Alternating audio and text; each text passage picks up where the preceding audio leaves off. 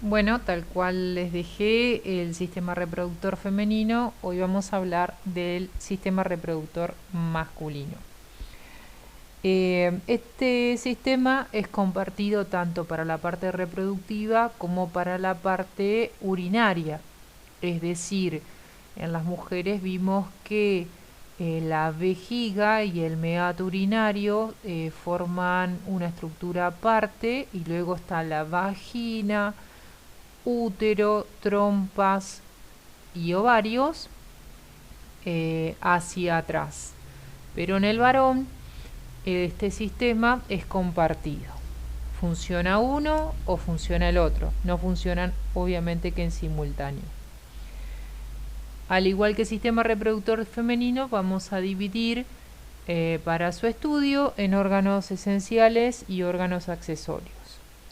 Los órganos esenciales son los testículos, esos son las gónadas, es decir, estas dos estructuras que están, se las señalo, aquí se ve una sola, ¿sí? Después yo les voy a mostrar en otra visión frontal, pero aquí se ve un testículo, ¿sí?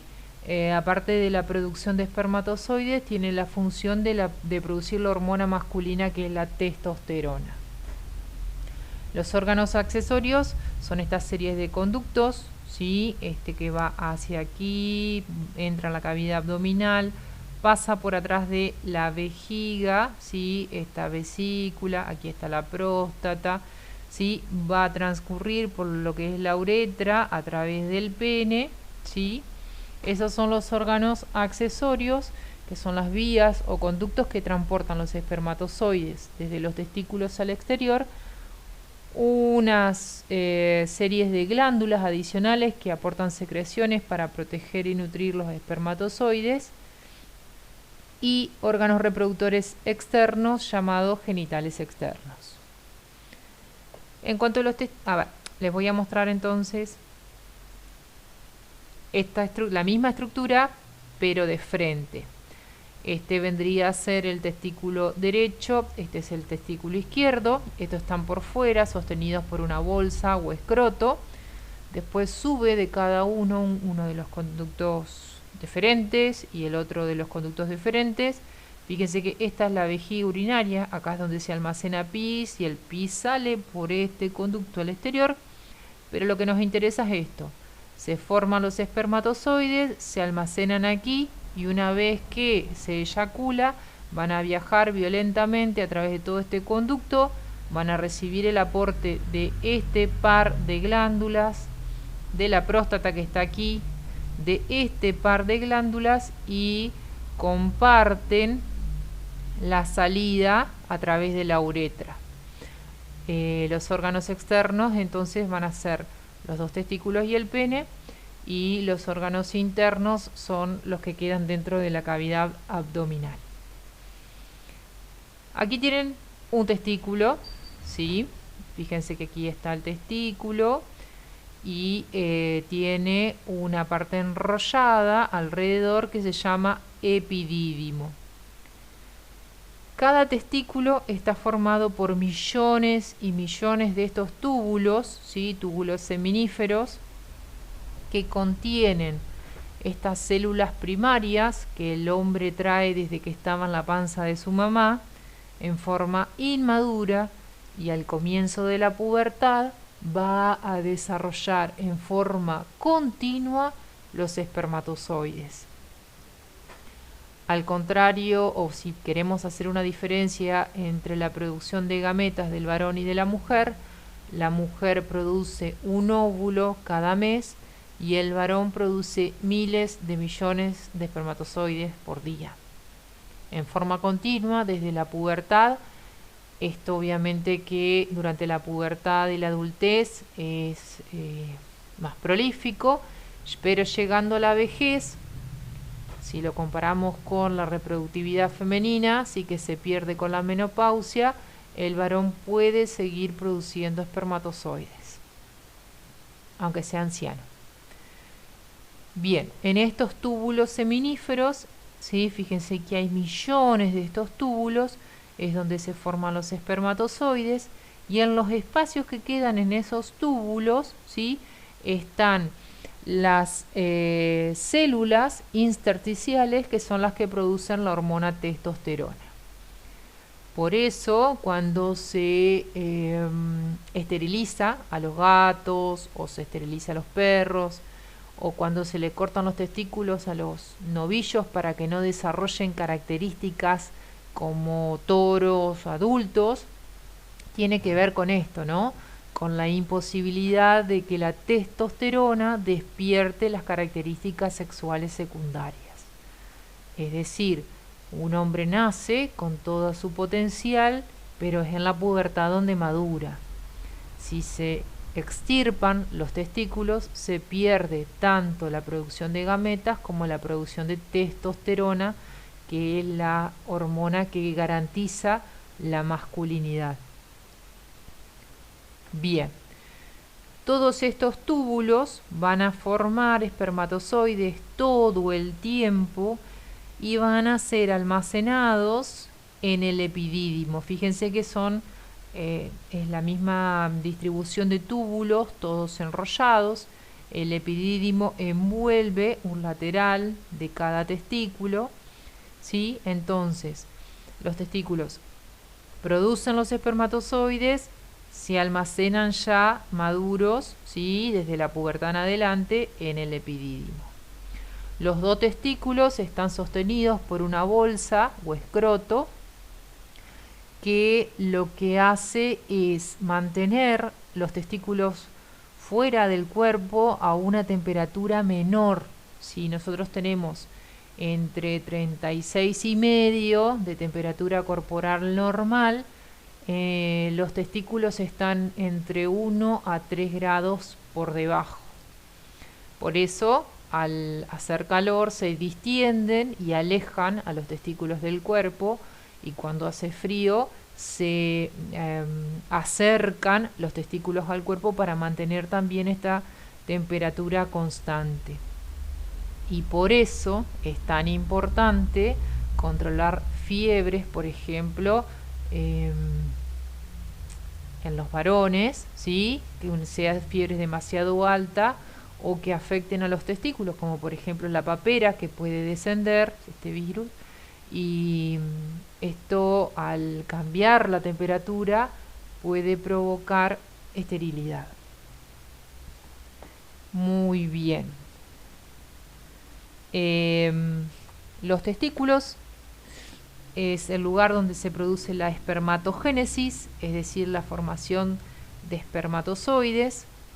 Fíjense ustedes que los mismos túbulos que están en la diapositiva anterior están seccionados y están teñidos. Todo el borde de estos túbulos, estos son espermatozoides en un estado primario, tienen 46 cromosomas, pero necesitan madurar, necesitan disminuir la cantidad de información genética a la mitad, y eso va a ser un proceso que van a ir madurando, y los que ya cuentan con la información genética reducida quedan en la luz de los túbulos y son arrastrados hacia el epidídimo. Fíjense que acá se ve 1, 2, 3, 4, 5, 6 de estos túbulos, ¿sí? Y hay miles de espermatozoides en formación. Ustedes también tienen esta imagen, ¿sí? Tienen que imaginarse que este es el borde de uno de esos túbulos. Fíjense que las células germinales, que se llaman espermatogonias, tienen 46 cromosomas, y luego por sucesivas divisiones meióticas van a reducir la información genética a la mitad. De 46 van quedando espermatocitos, espermátidas, hasta formar los espermatozoides, que tienen cada uno de ellos 23 cromosomas. Los 23 cromosomas del papá más los 23 cromosomas de la mamá se juntan, se combinan, algunas características paternas ganan y se notan, otras pierden y no se notan, y eso es lo que somos nosotros, una mezcla de información genética materna y paterna. Vamos a suponer que ustedes heredaron el color de ojos, ¿sí?, de mamá y de papá, pero al formar los espermatozoides los varones, ¿sí?, al reducir esa información genética, estos espermatozoides que están acá no pueden tener esas dos características, y algunos van a tener la información característica de el abuelo paterno y otros de la abuela paterna, y justamente esta lotería la que se combina con los óvulos de la mujer, y bueno, algunos genes ganan, se expresan y se ven, y otros no.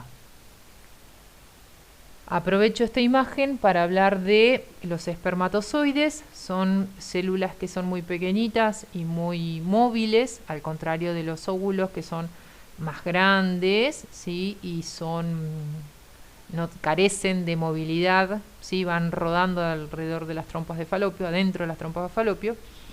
Y los espermatozoides tienen en su cabeza la información genética y tienen como este capuchón o casco donde hay una serie de enzimas que necesitan los espermatozoides para cuando llegan al óvulo liberan estas enzimas que van a romper la estructura o la cápsula del óvulo para que el espermatozoide pueda ingresar y pueda dejar la información genética.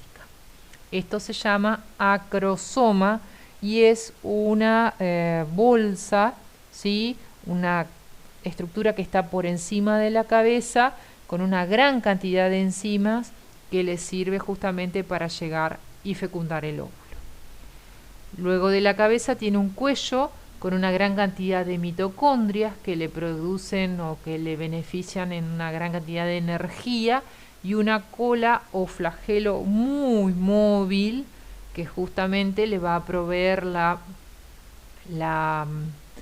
movilidad para trasladarse dentro del sistema reproductor femenino, encontrar el óvulo y la posibilidad de fecundarlo.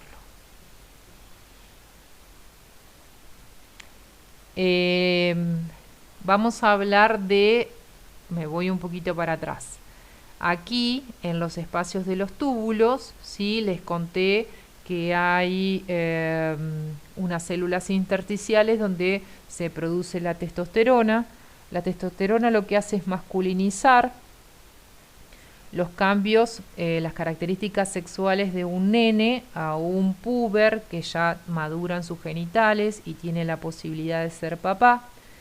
Luego estimula y mantiene los órganos accesorios masculinos y tiene un efecto, ¿sí?, de masculinización, lo que se llama anabolizante, para un mayor desarrollo muscular y fuerza en el varón, que obviamente en el varón específicamente. Entonces recuerden, los túbulos son los que van a formar los espermatozoides, y en estos espacios las células intersticiales producen la testosterona, que es la hormona masculina que va a desarrollar al niño y luego lo va a masculinizar y va a mantener estas características a lo largo de toda su vida.